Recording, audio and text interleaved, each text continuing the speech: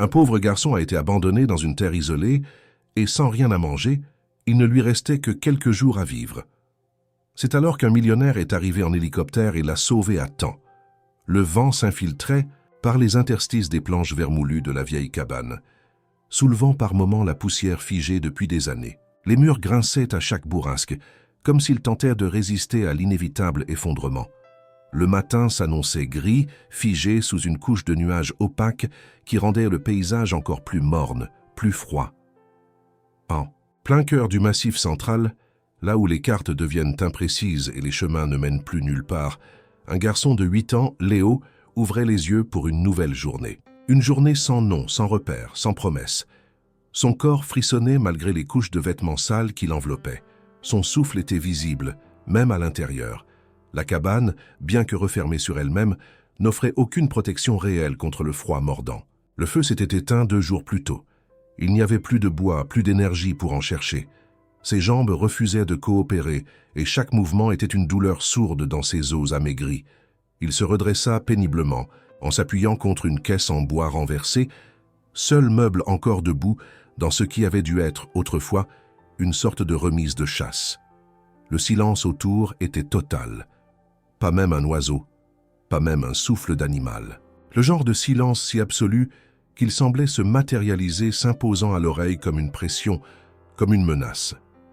Léo ne savait pas depuis combien de jours il était là. Il avait cessé de compter après le 3e, lorsqu'il s'était rendu compte que personne ne viendrait, que le temps dans cet endroit n'avait aucune importance. La seule chose qui comptait, c'était survivre. Il se souvenait avoir été dans une voiture, un long trajet, beaucoup de virages, puis des pas dans la neige et cette voix grave qui lui disait d'attendre, juste un instant. Il ne se souvenait pas de l'homme, ni de son visage. Juste de cette phrase, répétée comme une promesse vide. Il avait attendu. Il avait continué à attendre. Ses yeux, encore gonflés de fatigue, fouillaient la pièce à la recherche de quelque chose de nouveau, d'un détail qui leur aurait manqué. Rien n'avait changé. Le vieux sac à dos dans un coin, le bidon vide près de la porte, les planches empilées qui ne servaient plus à rien. Le froid, lui, semblait avoir gagné encore un peu de terrain. Il rampa jusqu'à l'entrée, poussa doucement la porte. Le grincement fut assourdissant dans ce paysage muet. Une couche fine de neige recouvrait le sol, dissimulant les traces de ses pas de la veille. Le paysage était le même. Une forêt dense, noire, immobile. Aucune route, aucun toit, aucun signe de vie. La faim se faisait lancinante. Ce n'était plus un simple creux à l'estomac, mais une présence constante, douloureuse, presque vivante. Léo avait cessé d'y penser directement, préférant se concentrer sur des images lointaines. Une assiette de soupe chaude, une tartine de beurre, un chocolat fumant. Mais ces souvenirs s'effaçaient aussi, peu à peu remplacés par des sensations plus brutales, plus primaires. Il était seul, au milieu de nulle part, sans personne. Même les larmes avaient arrêté de couler. Il ne lui restait plus que la peau, les os et cette détermination muette de continuer à respirer. Il retourna à l'intérieur, titubant légèrement, et se laissa glisser le long du mur. Sa tête se posa contre le bois froid. Il fixait le plafond, cherchant un motif, un fil, un signe, n'importe quoi pour ne pas sombrer. Il se souvenait de sa mère. Ses cheveux étaient rouges, comme le feu, mais son visage restait flou. Elle riait parfois, mais souvent elle pleurait. Elle n'avait pas dit au revoir. Elle n'avait rien dit du tout. Il y avait eu des cris, une porte claquée, puis le silence, puis ce voyage sans fin, puis l'abandon. Dehors, le jour déclinait lentement. Ici, dans ces montagnes, le soleil ne s'attardait pas. La lumière se retirait comme si elle avait peur. Le froid devenait alors plus cruel, plus impitoyable. Léo connaissait cette transition. Il savait que s'il ne bougeait pas, il finirait par s'endormir. Et s'il dormait trop longtemps, il ne se réveillerait plus. Alors, il se força à se lever à nouveau, à marcher un peu. Ses pieds nus dans des chaussures trop grandes frottèrent le sol glacé, envoyant des décharges douloureuses à chaque pas. Il tenta de se souvenir d'une chanson, d'un poème, de quelque chose qu'il aurait appris à l'école, mais sa mémoire refusait de coopérer. Tout était confus, comme si le froid avait aussi gelé ses souvenirs. Par moments, il lui semblait entendre des bruits dehors, un craquement, un écho, mais chaque fois qu'il ouvrait la porte, il n'y avait rien. Peut-être que la forêt lui jouait des tours. Peut-être qu'elle voulait le voir disparaître, englouti dans son mutisme et son gel. Il se parla à lui-même, à voix basse, juste pour entendre un son humain. Il disait son prénom. Juste Léo, encore et encore, comme un mantra. Comme pour se rappeler qu'il existait encore, qu'il était quelqu'un. Il regarda ses mains, sales, abîmées. Il les serra en poing. Il pensa au feu, à la chaleur, au goût d'un fruit. Il pensa à courir, à nager, à rire. Des choses qu'il ne faisait plus. Des choses qu'il ne savait plus faire. La nuit finit par tomber, implacable. Il se recroquevilla sous le vieux drap qu'il avait trouvé dans une malle.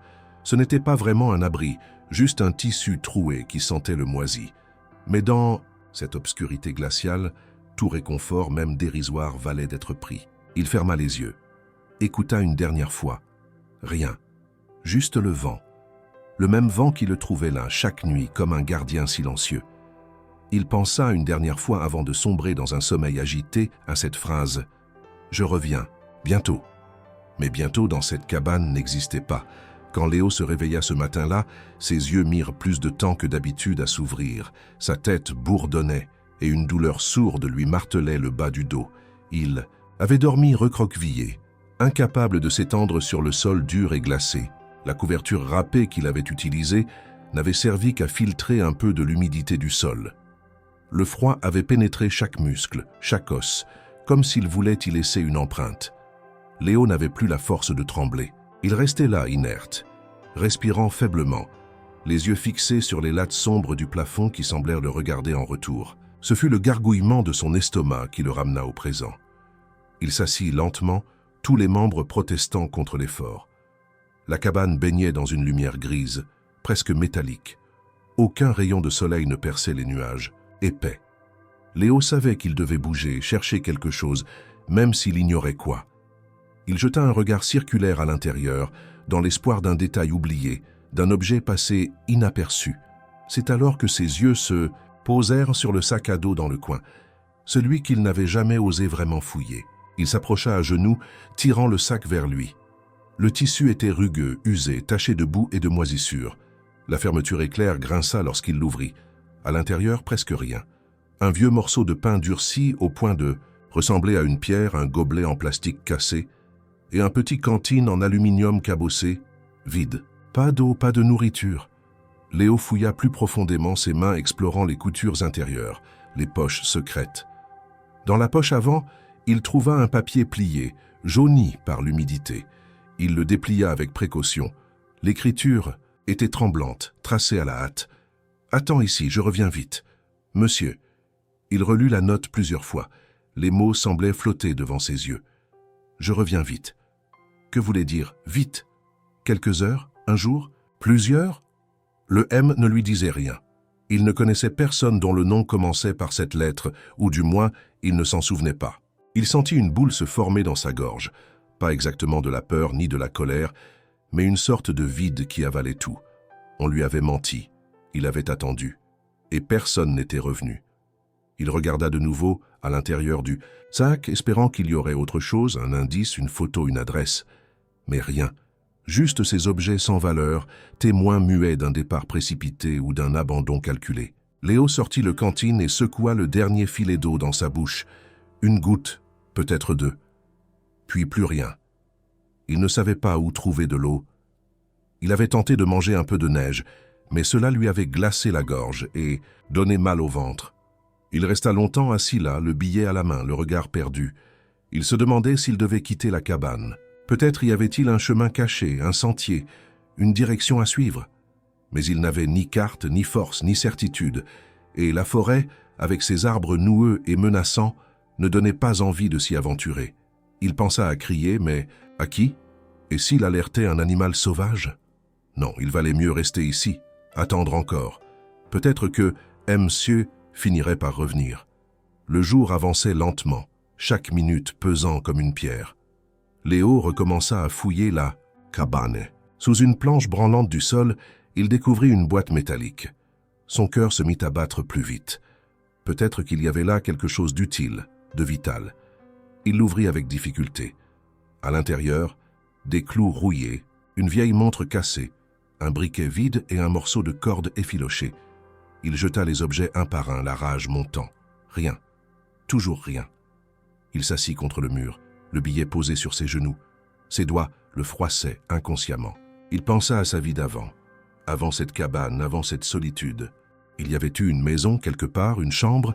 Il revoyait des rideaux rouges, une lumière chaude, une table avec des crayons de couleur, une voix féminine chantonnant dans une autre pièce, puis un homme, des discussions, des portes, fermées trop fort. Et enfin cette voiture, ce voyage, cette cabane. Il aurait voulu comprendre. Pourquoi lui? Pourquoi ici? Il se leva encore une fois, jeta un regard par la fenêtre. Rien. Juste les arbres, le froid, l'attente. Il colla le billet contre la vitre, comme pour que quelqu'un puisse le voir, le lire, le croire. Il espérait, au fond, qu'il n'était pas devenu invisible, qu'il restait quelqu'un quelque part qui pensait à lui. Mais la cabane demeurait silencieuse, figée dans ce moment hors du temps. À la tombée du jour, il sentit une faiblesse inhabituelle. Ses jambes flageolaient. Il s'étendit sur le sol, incapable de rester assis. La faim devenait plus qu'un besoin, une douleur constante, envahissante. Il repensa à ce billet, à cette promesse. Il murmura dans un souffle « Pourquoi tu n'es pas revenu ?» Personne ne répondit. Le vent seul, fidèle compagnon de ses nuits, siffla entre les fentes du bois. Il finit par s'endormir, roulé sur le côté, le papier toujours dans sa main. Sa respiration devint irrégulière, haletante. Son petit corps tremblait malgré l'immobilité. Le sommeil n'était plus un refuge, mais une sorte de léthargie inquiétante. Et dans ce demi-sommeil, il crut entendre des voix, un moteur lointain, un écho. Mais il ne sut jamais si c'était réel ou le fruit de son désespoir. Ce qu'il savait, avec une certitude glaciale, c'est que s'il ne trouvait pas bientôt de la nourriture ou de l'aide, il ne tiendrait pas encore plusieurs jours. Le billet froissé contre son cœur semblait murmurer une trahison silencieuse, figé dans le mensonge d'un retour qui ne viendrait peut-être jamais. Le troisième jour depuis la découverte du billet s'annonçait plus sombre encore que les précédents. Un ciel épais chargé de nuages cendrés pesait sur la forêt comme une cloche de silence. Le froid s'était intensifié durant la nuit, et même les oiseaux avaient cessé de chanter. Léo n'avait presque pas dormi. Il s'était réveillé plusieurs fois, grelottant, les lèvres gercées, le ventre si vide qu'il en avait eu des nausées. Il n'y avait plus rien à espérer de la cabane, plus rien à découvrir. Chaque recoin avait été fouillé, retourné, désespérément vide, et malgré tout, il restait là, immobile, comme s'il avait peur que s'éloigner. De ces murs branlants, fasse disparaître les derniers fragments de mémoire qui lui restaient. Ce fut d'abord un murmure, lointain, étouffé par la forêt. Un son étrange, grave, régulier, un son qui ne venait pas de la nature. Léo ouvrit grand les yeux, se redressa brusquement. Son cœur battait plus vite. Il sortit précipitamment de la cabane, glissant presque sur la neige gelée. Le bruit se précisait, un ronflement sourd, amplifié par les échos de la montagne. Quelque chose arrivait, quelque chose d'artificiel, de mécanique. Il leva les yeux vers le ciel. Et, là il le vit, un hélicoptère. Le rotor fendait l'air glacé avec une puissance sourde. L'engin descendait lentement, visiblement à la recherche d'un espace pour se poser. Léo leva les bras, agita les mains, hurla de toutes ses forces.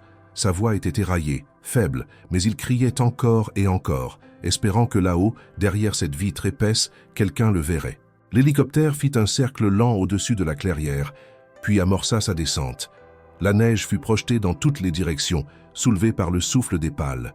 Léo protégea son visage de ses bras, reculant de quelques pas, mais sans lâcher du regard l'engin qui se posait à quelques mètres à peine. Le bruit était assourdissant. Une fois les pales ralenties, la porte s'ouvrit brusquement et un homme en descendit. Grand, le visage marqué par le froid, il portait un long manteau sombre, des gants noirs, une écharpe en laine serrée autour du cou. Ses bottes s'enfonçaient dans la neige à chaque pas. Il avait un regard déterminé, alerte. Mais dès qu'il aperçut la silhouette fragile de l'enfant, ses traits se figèrent dans une stupeur visible. Il ne s'attendait pas à voir un enfant ici, encore moins un enfant seul, grelottant, affaibli au milieu de nulle part. L'homme s'approcha lentement. Léo recula d'instinct, sans dire un mot. Il était partagé entre la peur et l'espoir. Cet inconnu allait-il lui faire du mal? Ou bien était-il enfin le sauvetage qu'il n'osait plus attendre? L'homme s'arrêta à quelques pas, s'agenouilla dans la neige et lui parla d'une voix grave, posée mais empreinte de douceur. « Bonjour, je m'appelle Vincent. Tu es seul ici? Tu es blessé ?» Léo n'arrivait pas à répondre. Il ouvrit la bouche mais aucun son n'en sortit. Il hocha simplement la tête, les larmes montant aux yeux. Vincent s'approcha encore un peu, tendit la main sans le toucher. « Je suis venu pour survoler la région. Je ne pensais pas trouver quelqu'un ici. Comment t'appelles-tu » Léo murmura, presque inaudible. « Léo. » Ce nom résonna dans l'air glacé, comme une libération. Il venait de retrouver sa voix. Vincent hocha la tête avec lenteur, comme pour respecter la fragilité de l'instant. Il observa les joues creuses de l'enfant, ses mains nues, ses vêtements trop grands, trempés de neige. Il comprit d'un seul regard que l'enfant n'avait pas mangé depuis longtemps, qu'il luttait pour rester debout. « Viens, tu es en sécurité maintenant. Je vais t'emmener. » Léo hésita encore, regardant la cabane derrière lui comme si elle avait encore quelque chose à lui offrir. Mais non, il ne restait rien là-dedans, rien qu'un passé confus et une promesse, non tenue. Il fit un pas, puis un autre. Vincent s'approcha pour l'aider, mais avec une pudeur presque instinctive, le garçon tendit lui-même la main. Il voulait partir, mais il voulait aussi le faire debout. Vincent le prit dans ses bras sans insister davantage, sentant à quel point l'enfant était léger, presque irréel. Il se retourna vers l'hélicoptère et marcha lentement, prenant soin de ne pas le brusquer. Dans l'appareil, le pilote lança un regard interrogateur, mais ne posa aucune question. Il n'y avait pas besoin de mots. Le silence de Léo, son visage figé, sa respiration faible parlaient pour lui. Une couverture thermique fut déroulée. Vincent enveloppa le garçon avec précaution, s'assurant qu'il soit bien installé avant de fermer la porte. Puis, il prit place à ses côtés, gardant une main posée sur l'épaule tremblante de l'enfant. L'hélicoptère décolla lentement, s'élevant au-dessus de la clairière, laissant derrière lui cette cabane abandonnée, cette prison de bois et de silence. Léo regardait par le hublot, les yeux écarquillés. Il vit les arbres, la neige, la solitude s'éloigner. Il vit sa peur rester là-bas, au sol, accrochée à cette promesse vide griffonnée sur un papier froissé. Dans ce vacarme de moteurs et de pales, une étrange sérénité commença à l'envahir. Il ne savait pas où ils allaient, ni qui était vraiment cet homme à ses côtés. Mais il sentait que pour la première fois depuis des jours, il n'était plus seul. Vincent le regardait discrètement, analysant chaque réaction, chaque expression. Il comprenait que l'enfant ne savait pas vraiment qui il était, ni pourquoi il avait été laissé là. Ce sauvetage n'était pas prévu. Ce n'était pas une mission humanitaire, ni un appel de détresse localisé. C'était une coïncidence, une rencontre improbable dans l'immensité blanche du Massif central. Et pourtant, jamais il n'avait autant l'impression d'être arrivé exactement au bon endroit, au bon moment. À peine l'hélicoptère avait-il atterri sur le tarmac privé d'un centre de coordination régionale près de Clermont-Ferrand, que des membres de l'équipe, au sol, s'approchèrent. Étonnés par la présence d'un enfant emmitouflé dans une couverture thermique, pressé contre la poitrine d'un homme à l'allure austère. Vincent Marceau descendit le premier, tenant fermement Léo dans ses bras. L'enfant ne disait toujours rien. Ses yeux scrutaient tout ce qui l'entourait, les hangars métalliques, les hommes en veste fluo, les engins roulants, les panneaux d'avertissement. Il n'avait jamais rien vu d'aussi vivant depuis des jours. Et pourtant, tout lui semblait lointain, irréel, presque dangereux.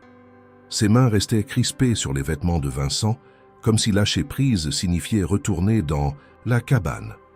Vincent répondit brièvement aux questions des techniciens, expliquant que l'enfant avait été découvert dans une clairière isolée du Massif central, sans documents, sans surveillance, sans nourriture. Il ajouta qu'il n'avait pas l'intention de le laisser aux autorités avant qu'un médecin ne l'ait examiné. Son ton n'admettait pas de discussion. Léo, quant à lui, ne prononçait toujours aucun mot. Ce silence, pesant mais plein, de tension contenue, accompagnait chacun de ses gestes. Ils furent conduits à une pièce chauffée à l'intérieur du bâtiment administratif. Une infirmière arriva rapidement, suivie d'un médecin de garde. On installa Léo sur un lit d'examen. Il obéit sans résister, ses yeux grands ouverts, suivant chaque mouvement autour de lui, comme s'il s'attendait à une trahison. Le médecin prit son pouls, mesura sa température, examina ses réflexes, inspecta ses bras et ses jambes à la recherche de blessures. Il nota des signes évidents de déshydratation, une forte carence nutritionnelle et un état de fatigue extrême. Le garçon n'avait manifestement pas mangé de manière régulière depuis plusieurs jours, voire semaines. Pendant l'examen, Vincent resta assis à proximité, sans le quitter du regard. Il n'était pas un homme paternel, du moins pas au sens classique. Toute sa vie avait été consacrée à ses entreprises, à la logistique, aux contrats, aux décisions calculées.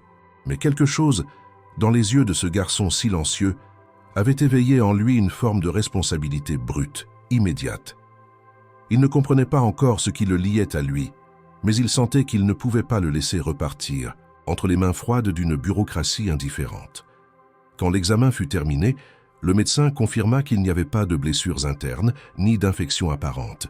Il recommanda un transfert immédiat vers le service pédiatrique du centre hospitalier de Clermont-Ferrand pour observation prolongée. Vincent hocha la tête, acceptant sans réserve. Le transfert fut rapide, discret, et à l'arrivée à l'hôpital, les procédures habituelles furent enclenchées. On installa Léo dans une chambre sobre mais chaleureuse, avec des draps propres et un petit fauteuil où Vincent s'installa. Ce fut seulement après plusieurs heures, alors que la nuit tombait doucement sur les montagnes, que Léo parla à nouveau. Sa voix, d'abord rauque, s'échappa comme un soupir. Il murmura sans regarder Vincent. « Est-ce que je dois y retourner ?» Vincent, surpris, prit un instant pour répondre. « Non, tu n'as pas à y retourner. » Léo détourna les yeux, observant les ombres que la lampe projetait sur le mur. Il avait dit qu'il reviendrait. Je l'ai attendu. Vincent se pencha légèrement, ses coudes sur ses genoux, les mains jointes. « Qui t'a laissé là-bas? Tu sais comment? » « Il s'appelle » Léo secoua la tête lentement. « Il m'a juste dit de rester tranquille. Il est parti avec la voiture noire. Tu te souviens de son visage ?» Un long silence suivit. Puis Léo répondit « Il avait une cicatrice sur le menton. Et il fumait. Il fumait toujours. » Vincent nota ces détails mentalement.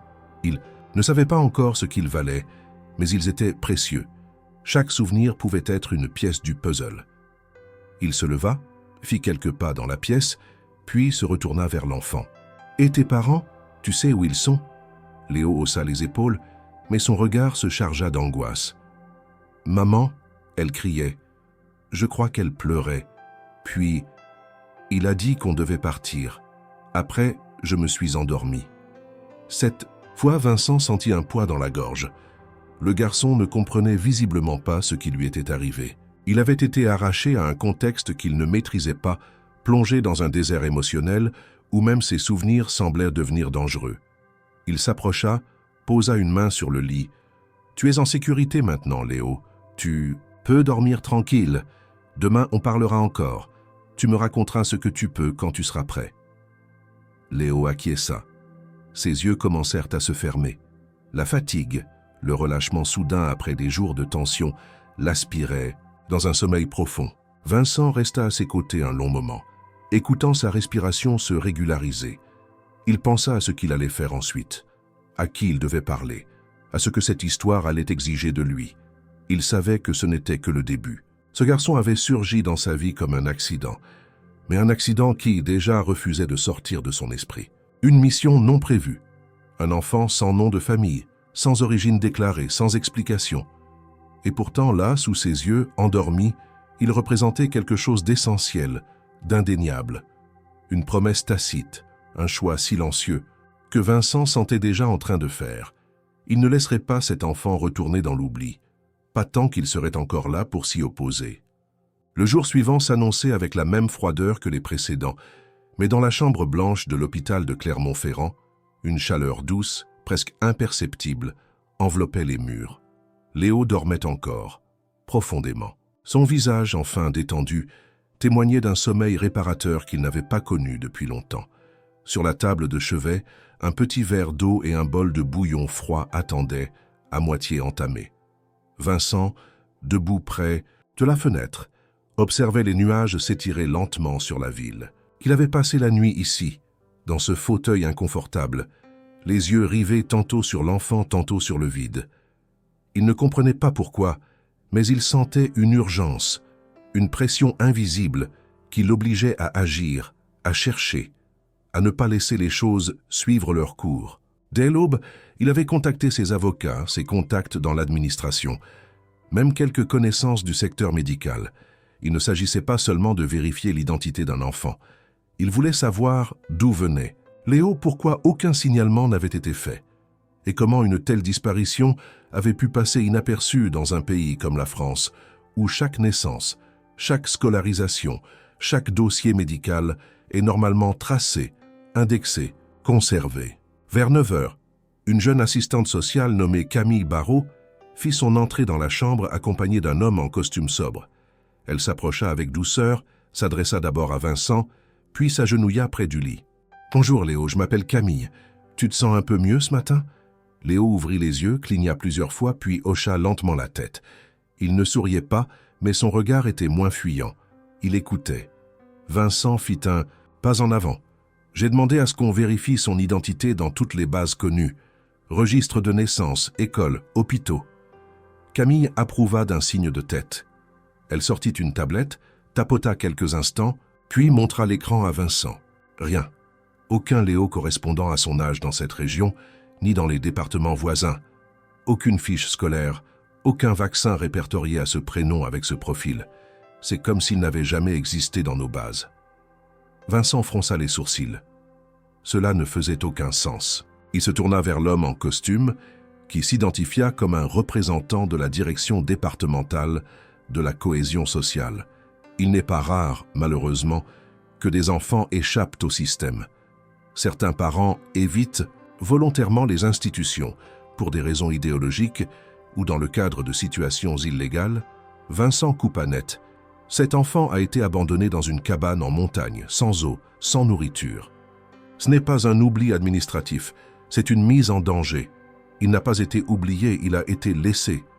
Camille posa une main sur le bras de Vincent comme pour l'apaiser. Elle comprenait son indignation, mais le système, elle le connaissait de l'intérieur, lent, englué dans ses propres procédures. Elle proposa une série de démarches, une prise d'empreinte digitale pour croiser avec les fichiers européens, un prélèvement ADN pour une recherche parentale élargie, une enquête sur les réseaux sociaux et forums de parents disparus. En parallèle, elle proposait de placer l'enfant sous la tutelle provisoire de l'aide sociale à l'enfance. Vincent refusa catégoriquement que Léo soit déplacé. Il assuma la responsabilité immédiate de son hébergement et de sa protection, invoquant son statut juridique, ses moyens et sa capacité à fournir un environnement sécurisé. Il connaissait la loi, ses failles, ses urgences. Il s'engagea par écrit à collaborer pleinement avec les autorités, tout en gardant l'enfant sous son toit. Camille, bien qu'hésitante, consentit. Le dossier serait ouvert, les démarches enclenchées, mais pour l'instant, Léo resterait avec Vincent. Dans l'après-midi, Vincent conduisit lui-même l'enfant à sa résidence de Lyon.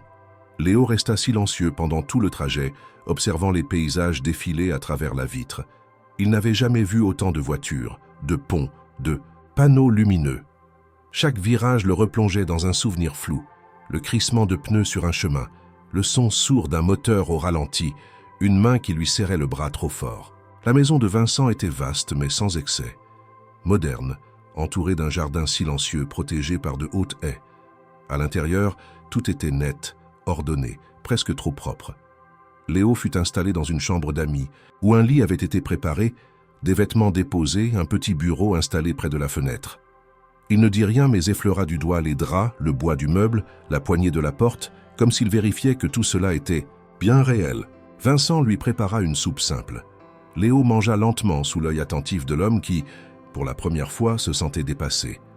Pas par le danger ni par la responsabilité, mais par l'invisible. Ce lien naissant entre eux, fragile et fort à la fois. Il regardait cet enfant manger et se demandait ce que cachait ce regard constamment en alerte, cette posture retenue, cette absence de questions. Léo ne demandait jamais pourquoi. Il acceptait. Comme s'il savait que dans sa vie, les réponses n'étaient pas pour lui. Le lendemain, les premiers résultats d'enquête arrivèrent. Aucune correspondance dans les bases d'empreintes. L'ADN était en cours d'analyse, mais aucune alerte immédiate. Un détail cependant attira l'attention de Camille, qui le communiqua aussitôt à Vincent. Le prénom Léo ne correspondait à aucun acte de naissance récent en France, avec un enfant de cet âge, à moins d'avoir été attribué hors procédure légale. Il était probable que le nom ait été inventé ou donné arbitrairement. Vincent en fut frappé. Même ce prénom, ce mot simple que l'enfant avait prononcé avec tant de retenue, pouvait être un masque, un camouflage, un fragment d'identité bricolé. Cette révélation le troubla. Il s'assit ce soir-là dans son bureau, relut toutes les notes, repassa en boucle les quelques phrases prononcées par l'enfant. Il tenta de recomposer un itinéraire, une histoire, un fil conducteur. Mais tout se dérobait. Aucun nom de famille, aucune date de naissance, aucune adresse. Juste une cabane, un billet, une voiture noire, une femme qui pleure, un homme qui fume. Rien de vérifiable, rien d'immédiatement exploitable. Il savait qu'il devait aller plus loin. Il ne pouvait plus attendre que les institutions agissent à leur rythme. Cet enfant n'était pas seulement un cas administratif, un orphelin de procédure, il était un témoin, peut-être même une cible. Et derrière son silence se cachait peut-être une vérité que beaucoup préféreraient oublier. Les jours qui suivirent l'installation de Léo dans la maison de Vincent se déroulèrent dans un calme trompeur, comme si l'univers prenait une pause avant de basculer de nouveau dans l'imprévu. Le garçon s'adaptait lentement à son nouvel environnement, apprenant les gestes simples d'une vie structurée, se laver les mains avant de manger, éteindre la lumière en quittant une pièce, répondre quand on l'appelait. Il ne posait pas de questions, ne protestait jamais et ne réclamait rien. Ce silence docile, presque trop parfait, mettait Vincent mal à l'aise.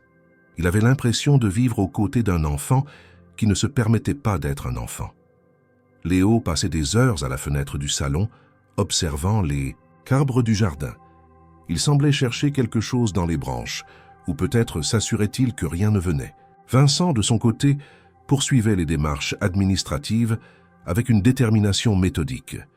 Il avait contacté une avocate spécialisée en droit de l'enfance, engagé un psychologue pour commencer une évaluation en douceur de l'état de l'enfant et mandaté un cabinet privé pour mener des recherches sur les cabanes du Massif central, susceptibles d'avoir servi de refuge. Mais malgré tous ces efforts, rien de concret n'émergeait. Ce fut un soir de pluie, fine que l'équilibre fragile se rompit. Vincent travaillait dans son bureau, répondant à une série de courriels lorsqu'un appel apparut sur l'écran de son téléphone portable. Numéro masqué. Il hésita une seconde, puis décrocha. « Oui, Marceau à l'appareil. » Un silence, suivi d'un souffle presque imperceptible, précéda une voix. Grave, calme, mais étrangement menaçante. Une voix qui ne cherchait pas à intimider, en haussant le ton, mais en s'infiltrant dans l'oreille avec une froideur clinique. Vous n'auriez pas dû le sortir de là. Vincent se redressa immédiatement, sa main crispée sur la coudoir de son fauteuil. « Qui êtes-vous? Qu'est-ce que vous voulez ?» La voix ne répondit pas directement. Elle poursuivit avec un calme glaçant. « Vous avez ouvert une porte. Certaines choses doivent rester oubliées. Vous n'avez aucune idée de ce que vous avez récupéré. » Puis la ligne se coupa, sans un mot de plus, aucun son, aucun indice. Vincent resta un instant immobile, le combiné encore à l'oreille. Son cœur battait plus vite, mais ses pensées restaient claires. Il se leva brusquement, vérifia les caméras de sécurité de la maison, se connecta à l'interface de contrôle du système d'alarme. Tout était normal. Aucun mouvement suspect, aucun signal d'intrusion. Mais l'appel, lui, était réel, et il avait été déclenché avec précision. L'homme savait qui il était, ce qu'il avait fait, et ce qu'il représentait désormais pour Léo. Il monta aussitôt à l'étage, entr'ouvrit la porte de la chambre de l'enfant. Léo dormait, enroulé dans la couette, son visage partiellement caché par le tissu. La respiration régulière, calme. Il referma doucement la porte, redescendit, et composa le numéro de Claire Dupuis, une ancienne enquêtrice privée avec qui il avait déjà travaillé sur plusieurs dossiers sensibles. Elle répondit rapidement. Vincent ne perdit pas de temps. « Claire, j'ai besoin que tu viennes à Lyon. Ce soir, un enfant que j'ai trouvé a attiré une attention indésirable. » Claire n'avait pas besoin de plus de détails. Elle connaissait Vincent depuis assez longtemps pour comprendre que s'il appelait ainsi, c'est qu'il n'exagérait rien. Elle accepta immédiatement. Le lendemain matin, Claire arriva à la maison. Brune, le regard acéré, vêtue d'un imperméable sombre et d'un sac à bandoulière rempli de matériel, elle s'installa dans la cuisine, un carnet à la main. « Tu veux bien tout me raconter depuis le début ?» Vincent lui exposa chaque détail. La cabane, le garçon, le billet, le silence, l'absence de traces administratives, le nom possiblement inventé, et enfin l'appel téléphonique. Claire prit des notes méthodiques, demandant parfois des précisions. Lorsqu'il évoqua la voiture noire et la cicatrice mentionnée par Léo, elle fronça les sourcils. Ce genre de profil, ça colle avec plusieurs cas d'enlèvement non résolus ces dernières années. Pas forcément médiatisés, mais présents dans les bases spécialisées. Elle se rendit dès le lendemain dans le Massif central, dans la zone approximative que Vincent lui indiqua. Elle prit des photos, interrogea des gardes forestiers, consulta des cartes anciennes de la région et identifia une ancienne structure abandonnée ayant appartenu autrefois à une organisation caritative aujourd'hui dissoute, un lieu isolé non cartographié officiellement depuis des années. Pendant ce temps, à Lyon, Léo se refermait de plus en plus. Il parlait peu, évitait les regards, refusait d'évoquer ce qui s'était passé avant la cabane. Vincent tenta de lui parler, doucement, sans forcer, mais l'enfant détournait toujours la conversation, se réfugiant dans le silence ou les rêveries. Il semblait percevoir que quelque chose de sombre planait autour de lui. Ses nuits étaient agitées. Il criait parfois dans son sommeil des mots incompréhensibles, des noms qui ne figuraient dans aucun dossier. Vincent savait qu'il devait aller au bout, quoi qu'il en coûte. Ce n'était plus une simple démarche de protection, c'était une affaire de vérité. Il n'était pas prêt à abandonner ce garçon au silence, ni aux hommes capables de l'abandonner au froid en pensant que personne ne le chercherait jamais. Et maintenant, il avait une piste, un lieu. Une femme nommée Marianne Roussel, autrefois responsable d'un foyer pour enfants, disparue sans explication. Une disparition classée comme volontaire mais jamais confirmée. Claire creusait, recoupait les informations, fouillait les archives. Elle sentait que ce qu'ils allaient trouver dépassait un simple cas d'abandon. Et Vincent, en regardant Léo chaque soir s'endormir dans cette maison désormais sous surveillance constante, pressentait que la véritable histoire de ce garçon n'avait même pas encore commencé à se révéler. Claire Dupuis connaissait les montagnes du Massif central comme peu d'autres enquêteurs.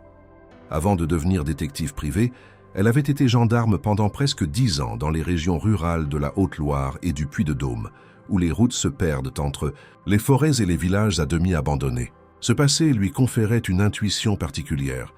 Elle savait lire un sentier effacé, reconnaître une trace dans la neige, interpréter le silence d'un habitant trop bavard. Quand elle retourna dans la région approximative de la cabane, elle n'eut aucun mal à orienter ses recherches.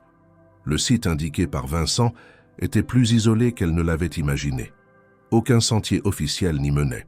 Seule une piste forestière, oubliée des cartes modernes, permettait d'y accéder après plusieurs heures de marche. Claire portait une caméra légère fixée à son sac pour tout enregistrer. Ce qu'elle découvrit là-bas dépassait ses prévisions. La cabane était plus ancienne qu'elle ne le pensait, mais l'endroit avait été utilisé récemment. Des traces dans le sol, des objets abandonnés, et surtout, une étrange propreté.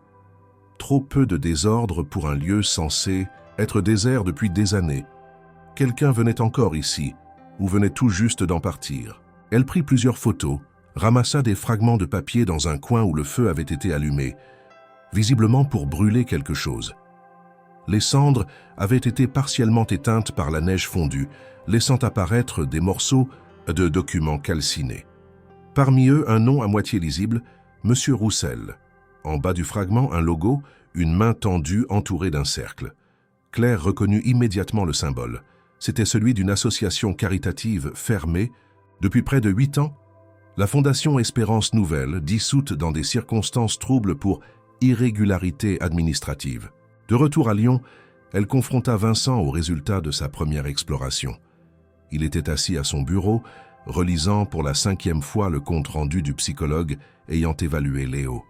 Le document était vague.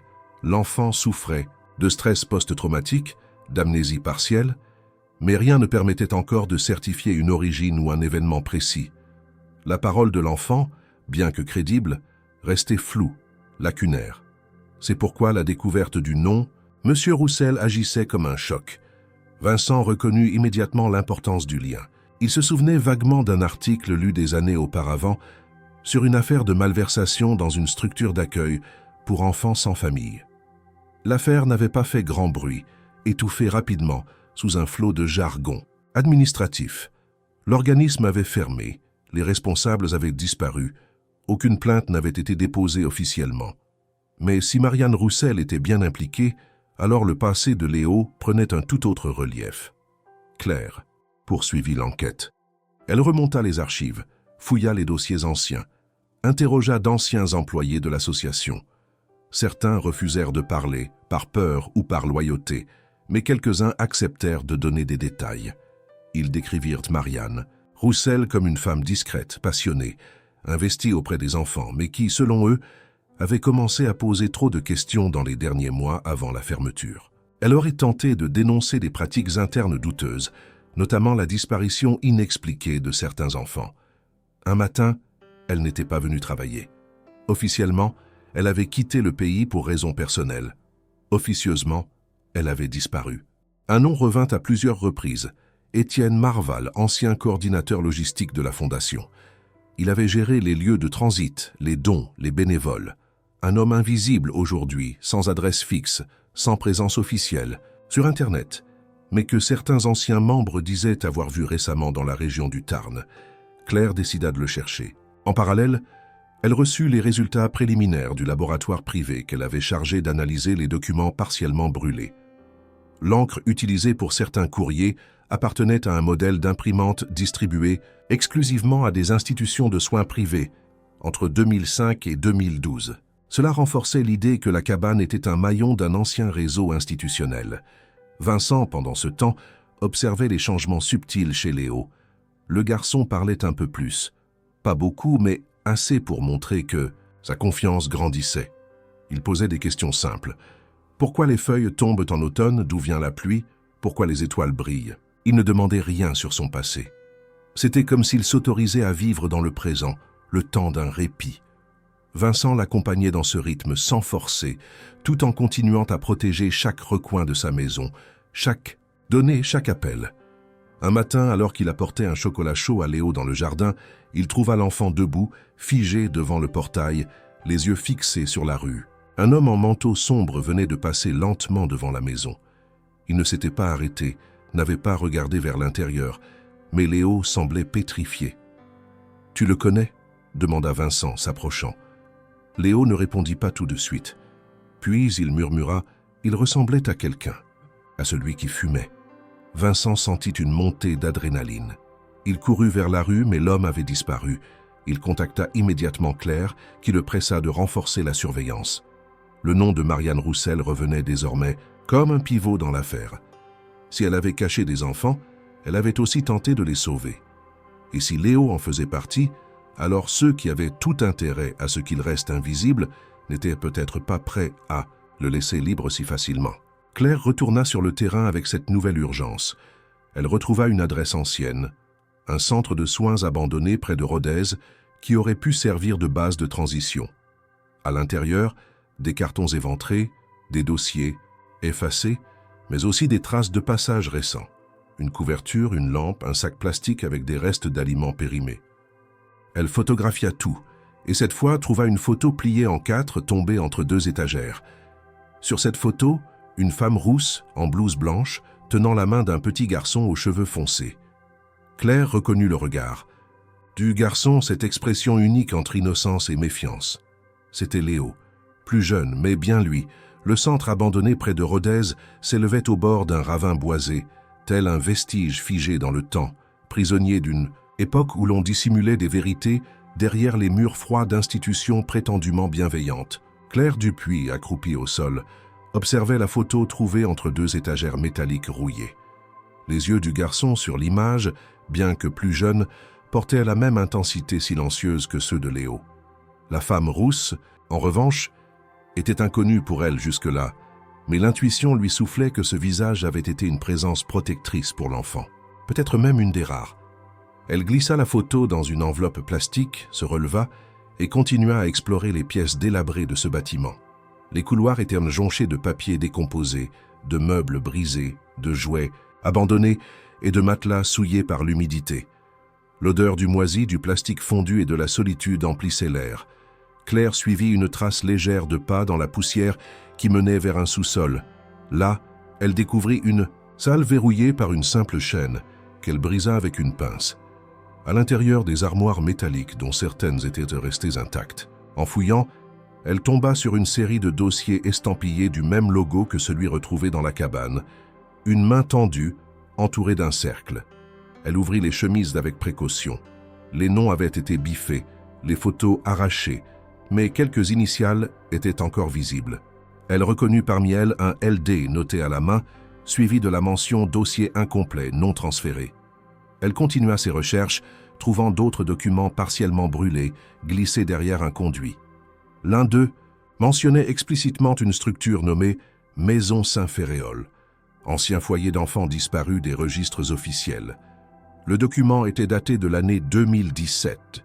Il y était question d'un transfert d'enfants en zone sécurisée, à la suite de l'ouverture d'une enquête interne sur des conditions jugées dégradantes.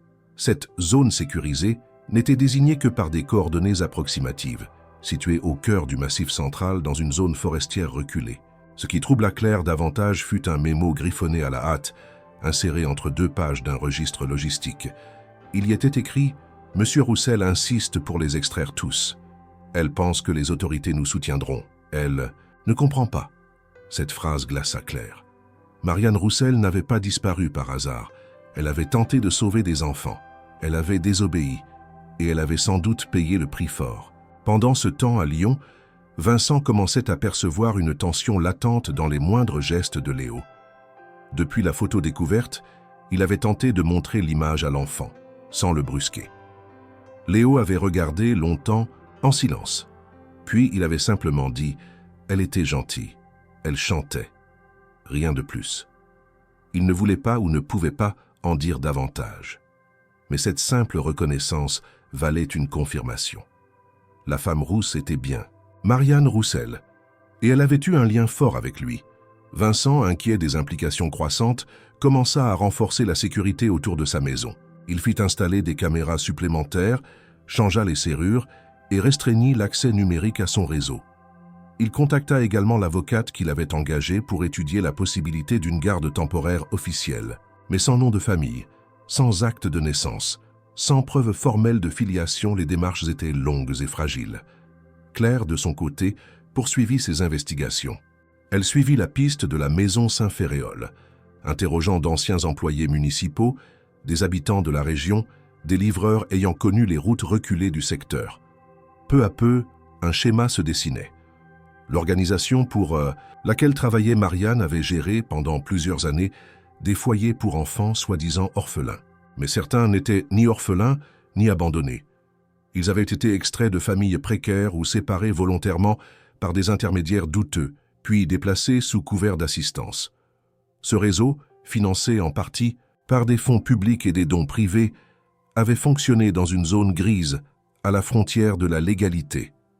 Lorsqu'une enquête administrative avait commencé à s'intéresser à leurs pratiques, la fondation avait été dissoute en toute discrétion et ses archives détruites. Les enfants avaient été placés ailleurs ou simplement effacés. Un nom revint dans plusieurs documents, Projet Linéa, une appellation vague mais répétée dans plusieurs annotations. Claire en parla à Vincent.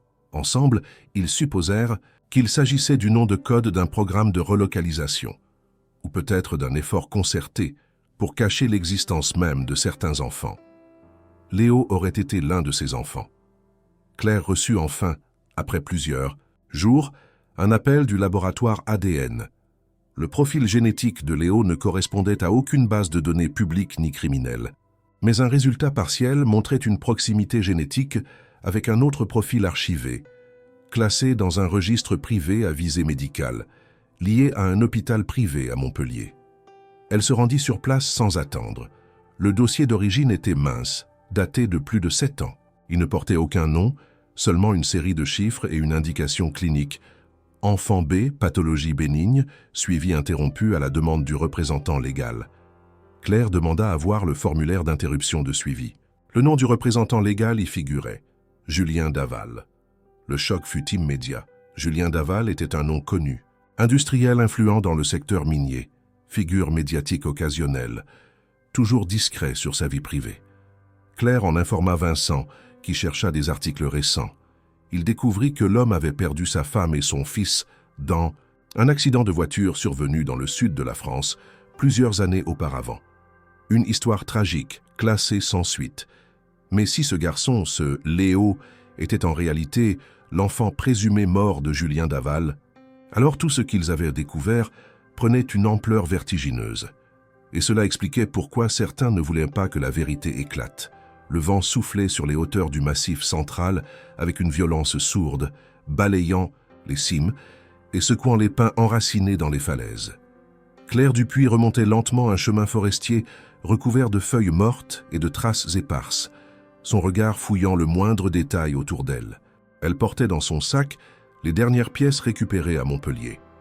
La copie du dossier médical de l'enfant B, les documents signés par Julien Daval et la confirmation du laboratoire sur la correspondance génétique à 72% avec le profil ADN de Léo. Il ne restait presque aucun doute. Ce garçon silencieux, trouvé par hasard dans une cabane oubliée, était très probablement le fils d'un des hommes les plus puissants du pays. Mais la question la plus pressante n'était plus seulement qui était Léo, mais pourquoi avait-il été effacé? Et pourquoi, malgré les années écoulées, quelqu'un avait estimé qu'il valait mieux le faire disparaître pour de bon? Arrivée de nouveau devant la cabane, Claire prit plusieurs photos supplémentaires, cette fois à l'aide d'un drone qu'elle avait emprunté à une équipe d'archéologues. L'analyse topographique révélait que le lieu avait été construit bien avant les événements récents. Les fondations dataient des années 60, mais des modifications importantes avaient été faites au début des années 2000. Des travaux récents, visibles au niveau des planches et des serrures, montraient une réutilisation très planifiée. Ce n'était pas un simple abri de fortune, c'était un endroit choisi pour sa discrétion, sa difficulté d'accès et son isolement parfait. Elle retrouva les cendres partiellement dispersées où elle avait découvert les documents brûlés. En creusant plus profondément avec des gants, elle récupéra une médaille en cuivre oxydée portant le même symbole que sur les documents, la main tendue, encerclée. L'objet semblait ancien, usé, mais portait au dos une inscription effacée. Pour ceux qu'on oublie. Une devise ou un message personnel? Claire photographia l'objet sous tous les angles. De retour à Lyon, elle présenta l'ensemble des éléments à Vincent. Celui-ci avait passé la nuit à compulser tous les articles de presse disponibles sur Julien Daval. Le profil était limpide. Ingénieur devenu magnate de l'industrie extractive, Daval avait bâti sa fortune grâce à l'exportation de terres rares, notamment au Congo et en Asie centrale. Il avait été marié à une femme nommée Élise Baudry, enseignante en art, discrète, peu médiatisée. Leur fils, officiellement nommé Louis Daval, était né 8 ans plus tôt à Nîmes. L'acte de décès avait été enregistré 2 ans plus tard, suite à un accident de voiture sur une route départementale entre Béziers et Millau. Seule, Élise avait été identifiée dans la carcasse du véhicule, calcinée. Le corps de l'enfant n'avait jamais été retrouvé. À l'époque, l'hypothèse d'une désintégration complète par les flammes avait été avancée, ce que Vincent, maintenant, jugeait absurde. Ce détail prenait une nouvelle dimension. L'enfant n'avait pas péri dans l'accident. Il avait été soustrait, mais pourquoi? Et par qui? Claire explora la piste administrative. Elle découvrit que le jour du décès supposé de l'enfant, une demande de transfert médical avait été effectuée depuis un petit dispensaire privé de Béziers vers une structure associative du Tarn, celle-là même que gérait la fondation Espérance Nouvelle. Ce transfert, signé par une certaine Marianne Roussel, avait été noté comme une prise en charge urgente pour situation familiale critique. Il n'y avait aucune mention de Julien Daval dans les papiers. Il était évident qu'il n'avait pas été informé. Tout avait été fait pour l'écarter, pour le faire croire à la perte totale de sa famille. La reconstitution des faits prit forme. Élise Baudry, peut-être sous pression ou manipulée, avait simulé un départ avec son fils. L'accident avait été mis en scène, son corps avait servi de leurre. Louis avait été pris en charge par la Fondation, sous un faux nom, probablement dès ce moment appelé Léo. Il avait été déplacé, isolé, gardé sous la surveillance de Marianne Roussel, qui semblait avoir découvert plus tard la réalité du réseau dans lequel elle travaillait. Ce réseau n'était pas simplement un refuge pour enfants abandonnés. Il s'agissait d'un dispositif opaque, mêlant philanthropie apparente et intérêts privés, où certains enfants étaient utilisés à des fins diverses. Adoption illégale, exploitation, voire simple disparition pour des raisons encore indéterminées. Léo ou Louis avait été l'un d'eux, peut-être même un cas particulier en raison de son identité d'origine. Claire présenta ses hypothèses à Vincent, qui resta silencieux de longues minutes. Son regard se posa sur la silhouette de Léo, jouant calmement avec des crayons dans le salon. Il comprit alors l'ampleur de ce qu'ils avaient découvert. Ce garçon avait été soustrait à son père, élevé dans l'ombre, puis abandonné dès que la structure s'était effondrée. Et même alors, on avait tenté de l'effacer définitivement, le laissant seul dans une cabane sans nom, avec un faux espoir écrit sur un billet froissé. Vincent prit une décision. Il contacterait Julien Daval lui-même. Claire tenta de l'en dissuader. Ce genre d'homme vit entouré de conseillers, d'avocats, de protection. Tu ne peux pas simplement l'appeler. Mais Vincent n'écoutait plus. Il savait que le moment était venu. Si Daval ignorait, la vérité, il avait droit à la connaître. Et s'il la connaissait et l'avait enfouie, alors il fallait l'affronter. Il fit appel à un intermédiaire, un ancien journaliste d'investigation reconverti en consultant en sécurité qui avait eu accès à des événements privés où Daval apparaissait régulièrement. Après plusieurs échanges cryptés, une rencontre fut acceptée discrètement dans un hôtel de Genève où Daval devait assister à une conférence sur les minerais stratégiques. Léo ne fut pas informé de la démarche. Il continuait à vivre dans un présent fragile, tissé de routines silencieuses et de regards qui fuyaient le passé. Mais quelque chose en lui semblait changer imperceptiblement. Il dessinait davantage. Il parlait parfois en dormant des mots simples. Maman, voiture, chanson. Vincent, à chaque fois, notait tout. À Genève, l'atmosphère de la rencontre fut tendue dès les premiers instants. Julien Daval, homme droit aux tempes grisonnantes, observa Vincent avec méfiance. Il n'eut besoin que de quelques phrases pour comprendre l'objet de la rencontre. Quand Vincent posa sur la table une copie du rapport ADN, puis la photo trouvée à Rodez, Daval pâlit. Il ne dit rien immédiatement, mais ses yeux trahissaient une émotion trop longtemps enfouie. Et Vincent sut à cet instant que la suite ne serait plus une enquête. Ce serait un retour, une réparation, un choc, une vérité revenue d'entre les morts. Depuis leur retour de Genève, Vincent n'avait plus été le même.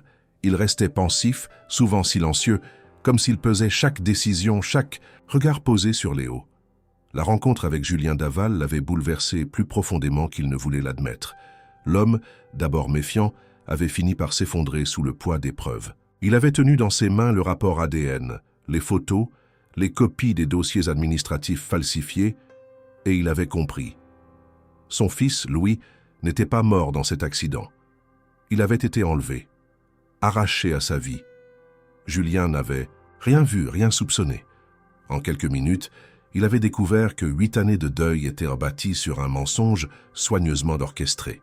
Vincent n'avait pas encore trouvé le moment de parler à Léo de cette vérité.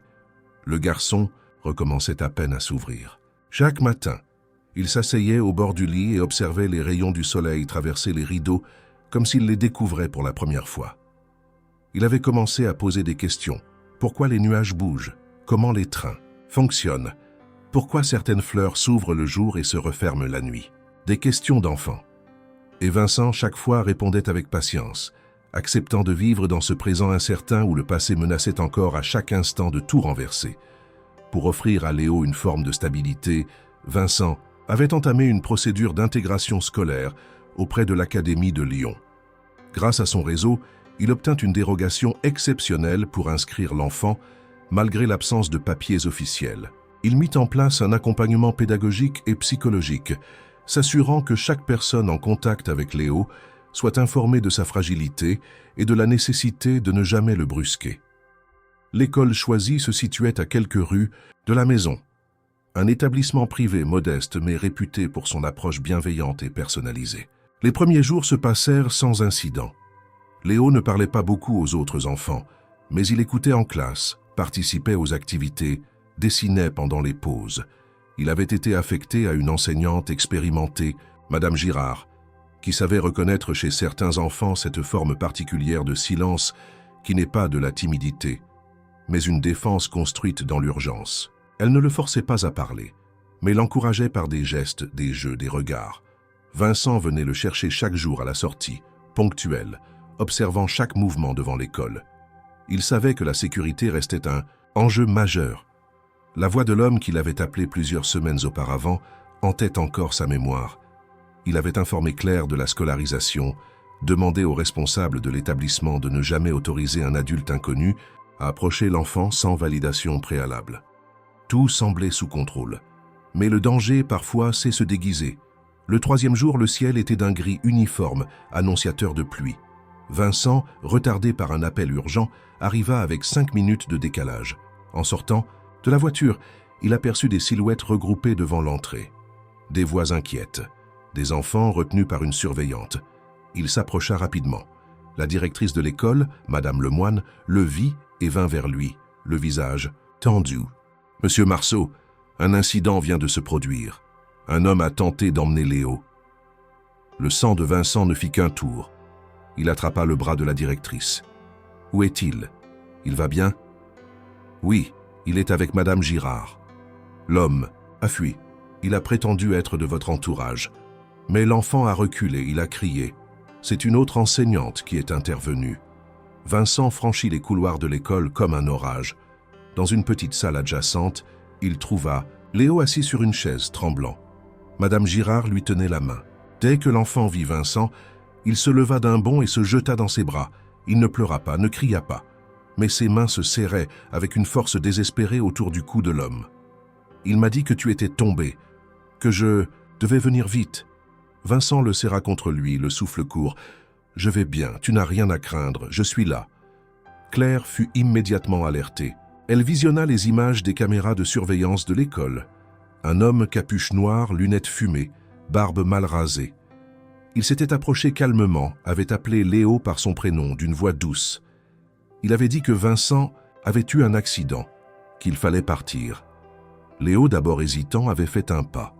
Puis, comme traversé par une méfiance instinctive, avait reculé. L'homme avait tenté de le saisir, mais une enseignante avait crié. Il avait pris la fuite, s'évanouissant dans la foule. Les images n'étaient pas assez nettes pour permettre une identification immédiate. Claire analysa les gestes, la posture, les vêtements. Elle reconnut une démarche particulière, semblable à celle d'un homme déjà apparu dans une vidéo, près de la maison de Vincent 2 semaines plus tôt. La même silhouette, la même discrétion. Elle comprit alors que cet homme ne travaillait pas seul. Il était patient, organisé et savait exactement où frapper. Vincent décida, cette fois, de retirer Léo de l'école. Le traumatisme était trop vif. Le garçon ne parla pas pendant 2 jours. Il dormait mal, se réveillait en sursaut, criait parfois le prénom de Vincent, comme s'il craignait qu'il disparaisse lui aussi. « Il savait mon nom. Il savait ton nom. » Vincent acquiesça, les yeux brillants. « Mais il ne t'aura jamais, je te le promets. » Claire, de son côté, lança une procédure accélérée auprès des services de protection des mineurs, arguant de la tentative d'enlèvement. Elle contacta un magistrat ami de longue date, présenta les documents accumulés, les preuves de la filiation probable avec Julien Daval, les extraits des anciens dossiers médicaux, les relevés ADN. Elle demanda une mesure de protection renforcée avec interdiction pour toute personne étrangère d'approcher l'enfant à moins de 100 mètres. L'enquête prit un nouveau tournant. Ce n'était plus une affaire de disparition passée, mais une tentative d'enlèvement en pleine lumière. Le parquet ouvrit une procédure, confia l'affaire à une brigade spécialisée. Les services de renseignement furent alertés. Vincent, bien que discret, accepta enfin que la presse soit informée. Un communiqué fut diffusé sans dévoiler l'identité réelle de l'enfant, mais alertant sur les risques d'un réseau de dissimulation d'enfants actifs depuis plusieurs années. Pour Léo, la vie reprit lentement. Il n'alla plus à l'école, mais des enseignants vinrent chez Vincent. Il retrouva peu à peu un sentiment de sécurité, entouré par ceux qui, désormais, formaient un cercle protecteur autour de lui. Mais il restait en lui cette blessure profonde, ce souvenir d'un homme au regard vide qui avait essayé de le tromper, de l'arracher une fois de plus. Et au fond de lui, même s'il ne le disait pas, il sentait que la peur n'était pas encore partie, que la véritable tempête n'avait pas encore frappé. Les jours suivants furent marqués par un étrange mélange de vigilance extrême et de silence pesant. Dans la maison de Vincent à Lyon, la sécurité avait été renforcée au maximum. Alarmes mises à jour, caméras thermiques installées dans le jardin, patrouilles de police coordonnées discrètement par Claire à travers ses contacts. Léo, bien qu'encore fragile, semblait comprendre l'enjeu. Il ne demandait plus à sortir, restait près de Vincent, dessinant durant des heures, toujours avec la même précision étrange, les mêmes motifs. Des arbres, des routes sinueuses, une voiture noire, parfois un visage féminin à peine esquissé. Dans certains dessins, la cabane apparaissait au milieu d'un cercle d'arbres sans fin. Vincent, de son côté, ne dormait presque plus. Il consacrait ses nuits à étudier chaque fragment d'information, chaque témoignage, chaque document, en sa possession. Il relisait les rapports médicaux, les extraits de naissance falsifiés, les lettres internes de l'ancienne fondation. Mais surtout, il tentait de comprendre le cœur de la manœuvre. Pourquoi un enfant comme Léo, ou plutôt, Louis, avait-il été ciblé? Pourquoi simuler sa mort et l'effacer du monde réel avec autant de soin? C'est alors que Claire décida d'aller encore plus loin. Elle savait que certaines informations sensibles ne figuraient pas dans les bases de données numériques actuelles. Elle prit la direction d'un ancien hôpital psychiatrique désaffecté, près de Montauban, où elle avait eu vent de l'existence d'un entrepôt d'archives médicales encore non numérisé. Le lieu, vétuste, contenait des centaines de cartons empilés à la hâte, marqués d'années, de noms de médecins, de sigles obscurs. Pendant 2 jours, elle fouilla, scanna, recoupa, et au matin du 3e jour, ses efforts furent récompensés. Dans une boîte étiquetée « Transfert 2015, dossier transitoire », elle trouva un fichier manuellement rédigé, contenant les résumés de bilans génétiques réalisés sur des enfants pris en charge dans des structures médicalisées, privées. Elle lut ligne après ligne jusqu'à tomber sur une référence codée, patient 048 LD, suivie de la mention génétique partiellement corrélée, père identifié J. Daval. Claire resta figée devant ce fragment. C'était la confirmation administrative sur papier que Louis Daval avait bien été enregistré dans ce système occulte. Elle photographia les pages, les transmit immédiatement à Vincent puis retourna à Lyon dans l'urgence.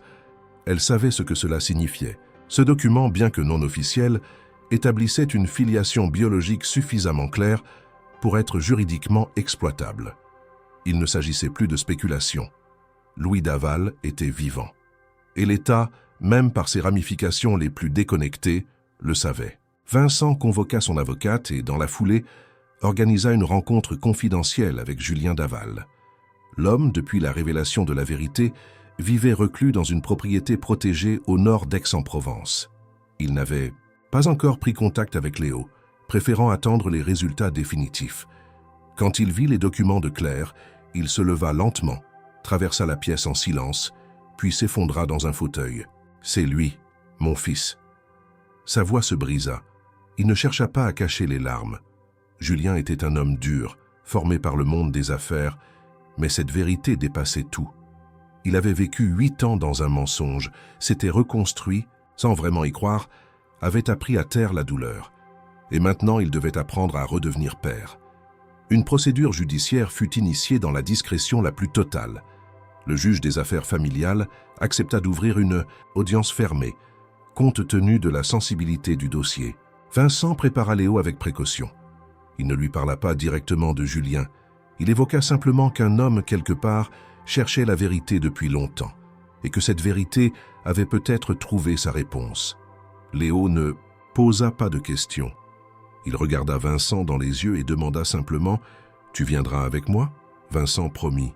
Et cette promesse, à cet instant, valait plus que tous les papiers officiels du monde. Le jour de l'audience, les couloirs du tribunal étaient vides, comme suspendus. Dans une petite salle feutrée, 3 personnes attendaient, Vincent, Claire et Julien. Lorsqu'on introduisit Léo tenu par la main d'un agent de la protection de l'enfance, le silence se fit encore plus dense. Le garçon entra, les yeux curieux, le pas lent. Il vit Julien, le fixa longuement. Puis son regard se perdit, comme s'il fouillait dans ses souvenirs. Aucun mot ne fut dit, mais un mouvement infime trahit un tressaillement dans son visage. Il s'approcha d'un pas, puis d'un autre. Arrivé devant Julien, il leva la main, toucha doucement son visage. « Tu étais là, dans la voiture. » Julien hocha la tête, les larmes silencieuses roulant sur ses joues. « Oui, mon fils, j'étais là, et on t'a pris. Mais je suis là maintenant. » Le juge observa sans interrompre. L'émotion dans la pièce dépassait les formalités. Il comprit, sans mots, que l'enfant n'était plus un inconnu pour cet homme, et que cet homme n'était pas un étranger pour cet enfant.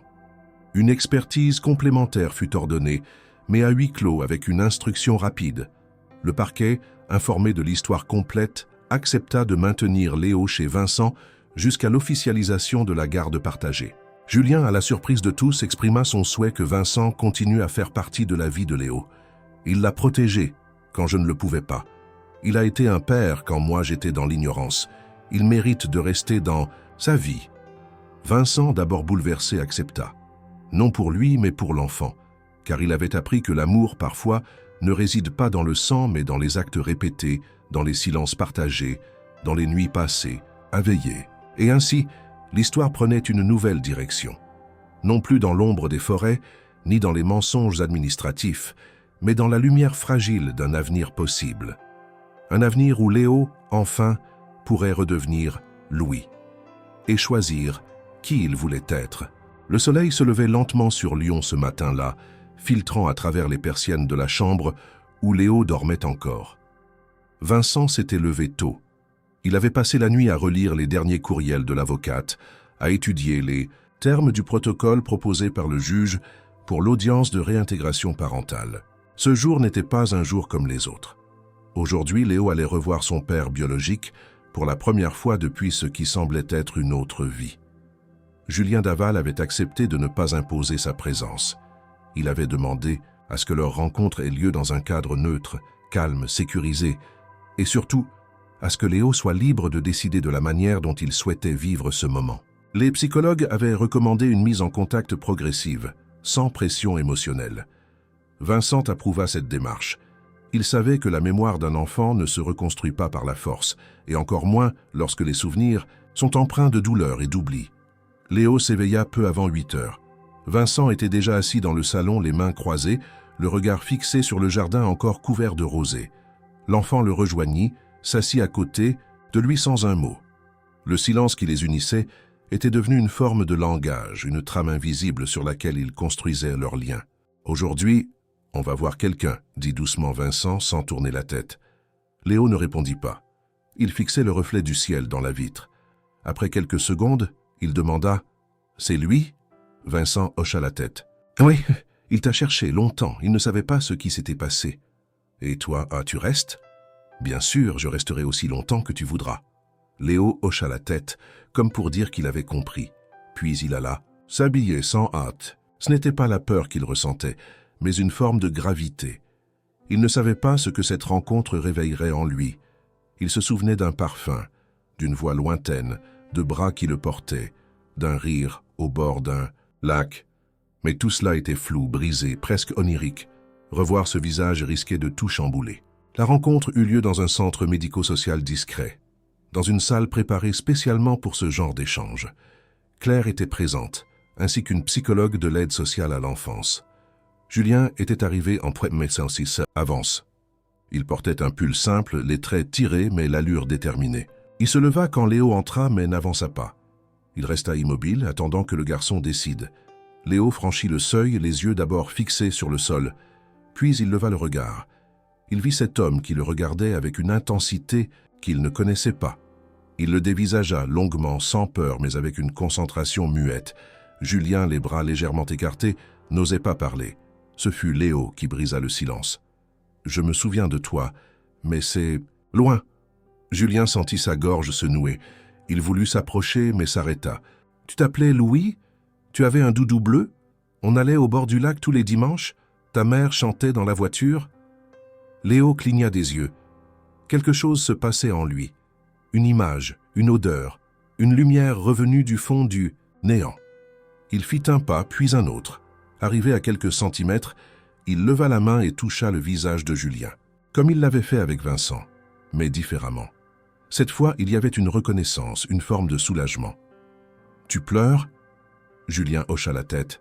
« Oui, mais ce sont des larmes heureuses. » Vincent, à l'écart, observait. Il ne ressentait pas de jalousie ni de perte. Il voyait en Léo un enfant qui, pour la première fois, posait les pieds sur le sol de son histoire réelle. Il savait que rien n'enlèverait ce qu'ils avaient vécu ensemble. Il n'était pas là pour se substituer à un père, mais pour accompagner un enfant dans la reconquête de son identité.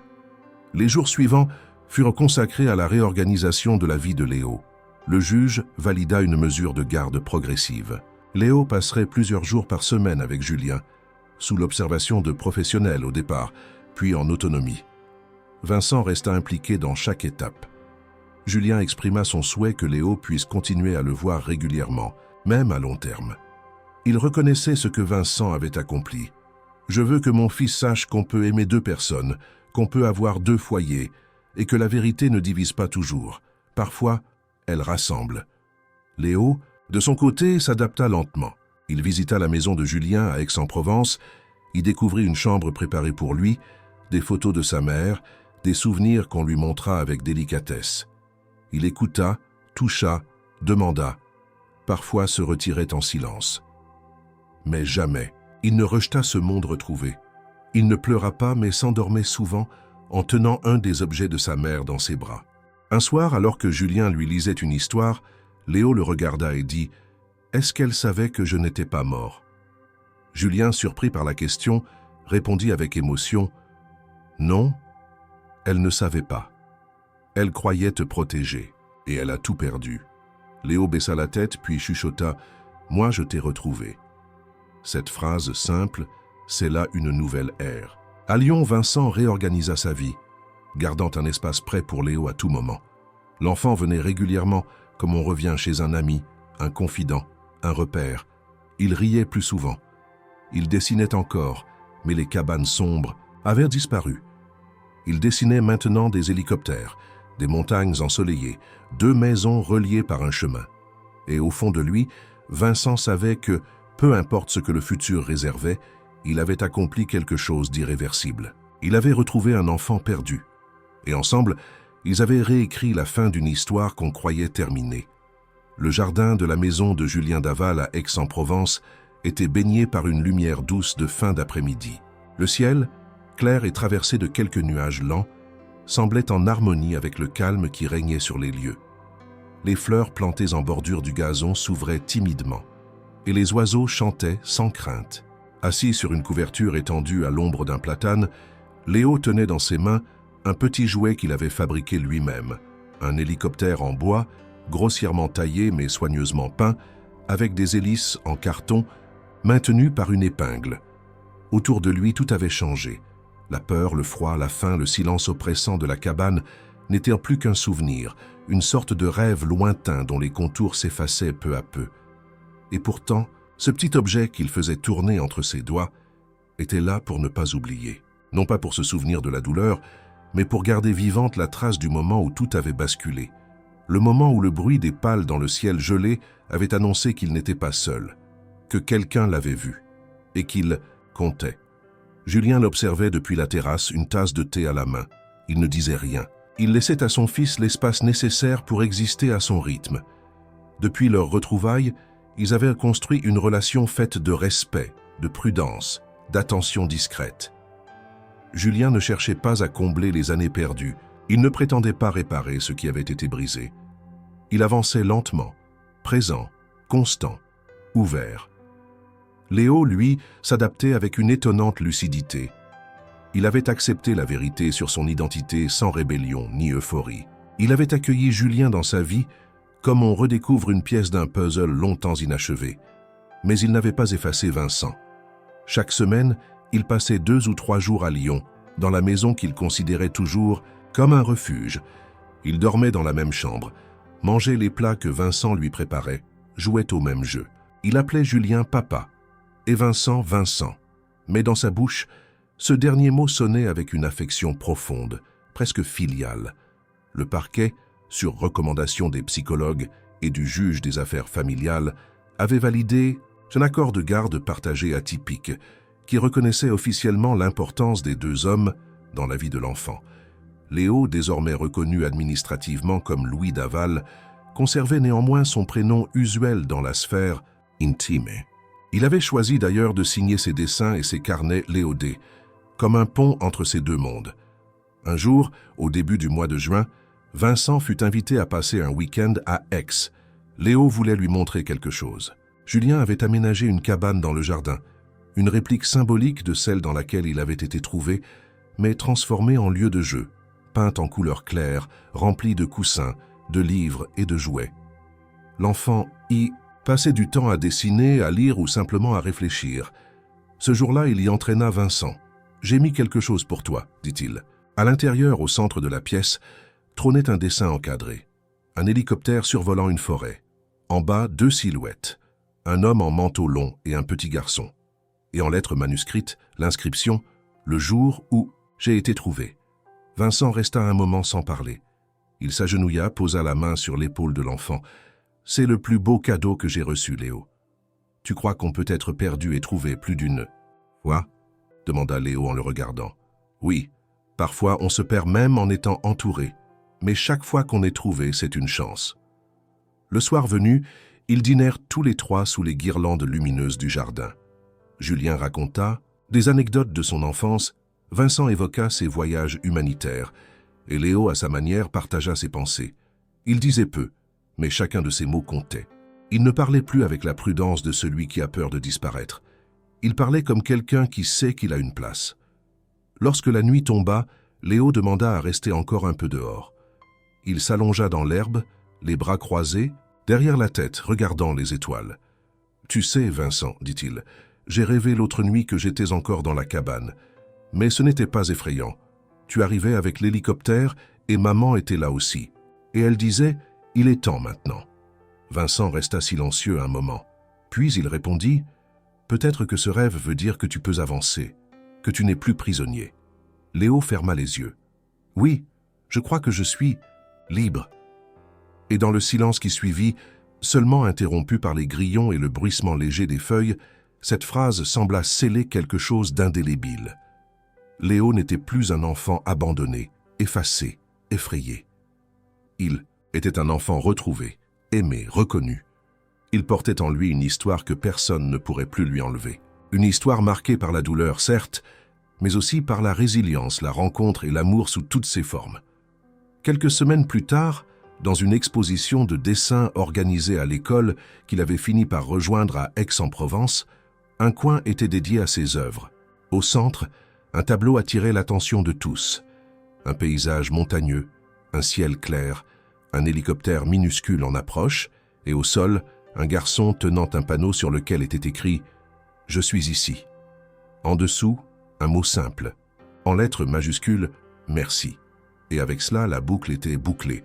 Léo avait été sauvé, mais surtout, il avait été trouvé. Et jamais plus il ne serait invisible.